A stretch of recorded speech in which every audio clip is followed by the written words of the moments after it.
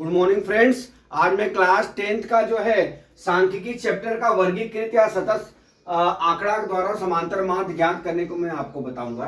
तो सबसे पहले जब भी वर्ग अंतराल रेगुलर दिया हो, मतलब वर्ग अंतराल मतलब 0 से 10, 10 से 20, 20 से 30, 30 से 40, 40 से 50, तो इसे क्या कहते हैं? वर्गीकृत या सतत सारणी। ठीक है, इसके द्वारा हमको क्या करना है? समांतर माध्य ज्ञात करना है।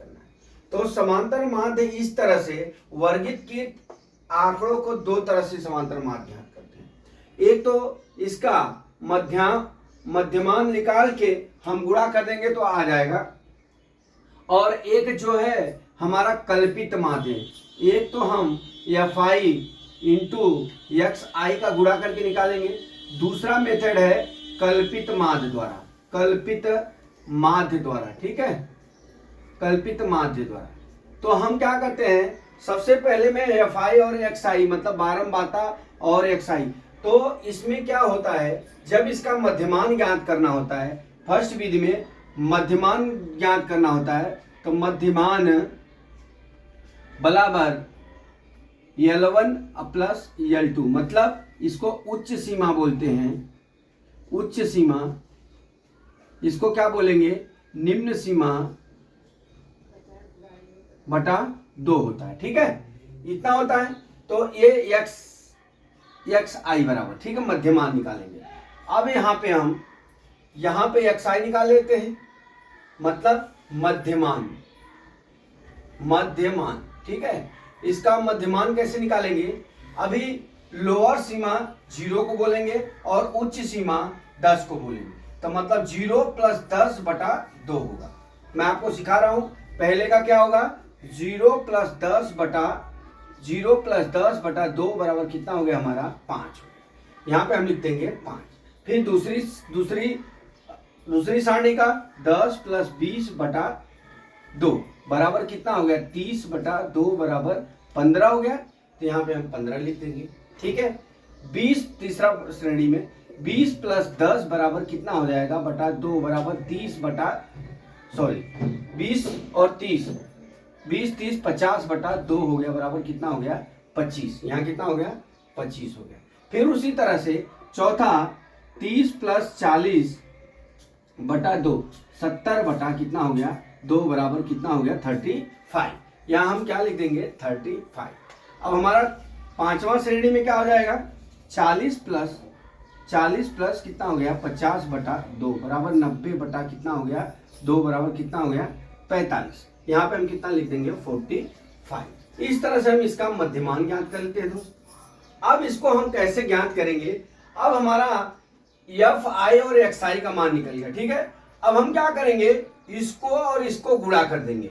पहला मेथड में fi इंटू xi। अब हम यहाँ पे हम fi और xi निकाल लेते हैं। ठीक है,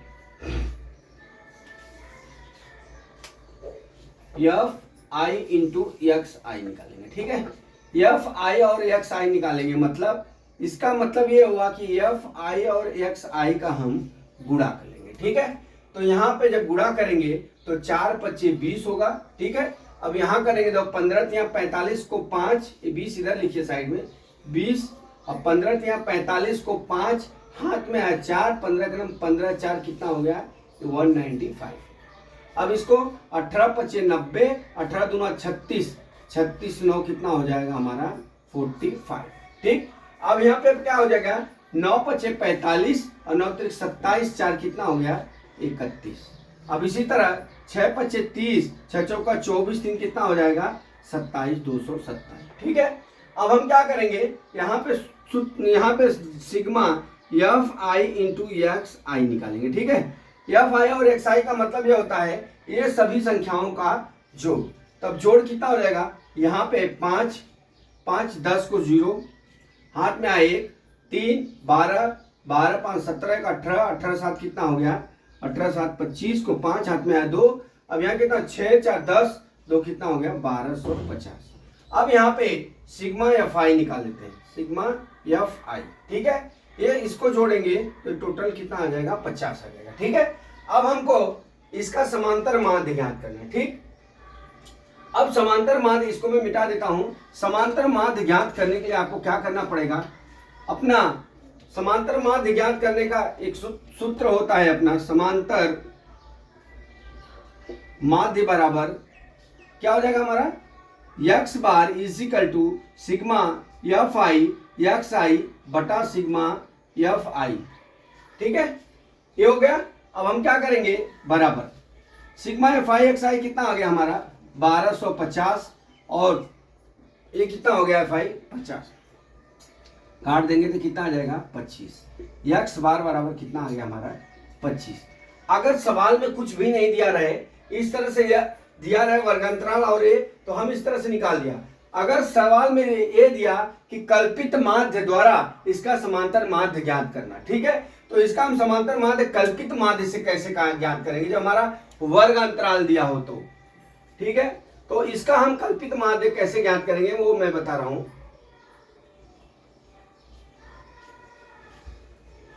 इसको मैं मिटा देता हूं।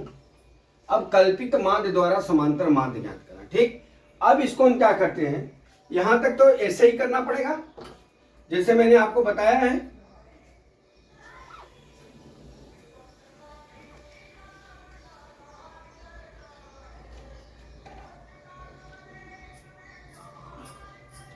देखिए अब इसमें क्या होता है, कल्पित माध्य द्वारा क्या होता है कि अभी तो छोटी संख्या हम लोग गुणा करके निकाल लेते हैं।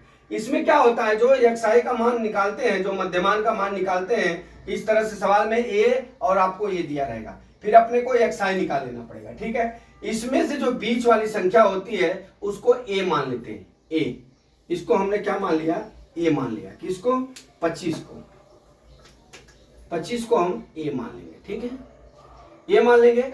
a का मतलब ये होता है, यहां पे इसका मान क्या हो जाएगा, di बराबर क्या हो जाएगा यहाँ पे xi माइनस a।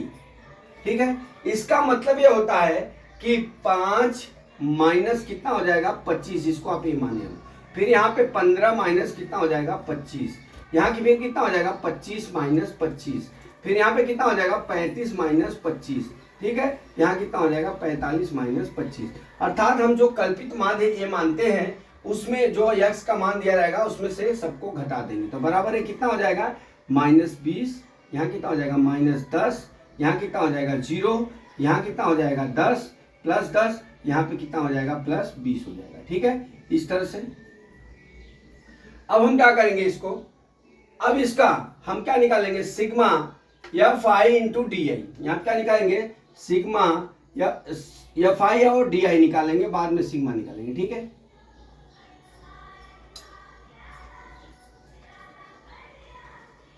अब सिग्मा एफ आई और डी आई, एक्स भूल जाइए यहां से। अब हमारा क्या हो जाएगा 4 गुणे 20 कितना हो जाएगा -80। फिर उसी तरह 13 माइनस गुणे 10 कितना हो गया 130। उसी तरह 18 गुणे 0 बराबर 0 हो जाएगा। फिर 9 गुणे 10 प्लस 90 हो गया। ठीक है, उसी तरह 6 गुणे 20 बराबर 120 हो गया। ठीक, ये कल्पित माध्य द्वारा ज्ञात कर रहे हैं। अब हम क्या करेंगे, इनको जोड़ लेते हैं। ठीक है, इनको जोड़ने के बाद क्या हो जाएगा, यहाँ पे देख लीजिए, प्लस कितना हो जाएगा 0, 9 2 11, 1 1 2, 210 माइनस 210 बराबर कितना हो गया 0। Sigma F I D I बराबर 0 हो गया। अब हमारा एफ का मान इतना दिया है, तो हमारा कल्पित माध्य द्वारा सूत्र क्या होता है समांतर माध्य का, एक्स बार बराबर क्या होता है a plus sigma F I D I बटा कितना होता है सिग्मा एफ आई। ठीक है, तो a का मान हमारा 25 हो गया है, sigma F I D I 0 है और सिग्मा एफ आई कितना है 50 है। ठीक है, तो हमारा x बार का मान कितना आ गया 25 आ गया। ठीक है, ये हमारा आंसर हो गया। मतलब कल्पित माध्य से हम जो है इस तरह से हम इसका क्या करते हैं, समांतर माध्य ज्ञात करते हैं। अगर नॉर्मल दिया रहेगा तो x वर्गांतराल निकाल के गुणा करके हम उसको ज्ञात करते हैं।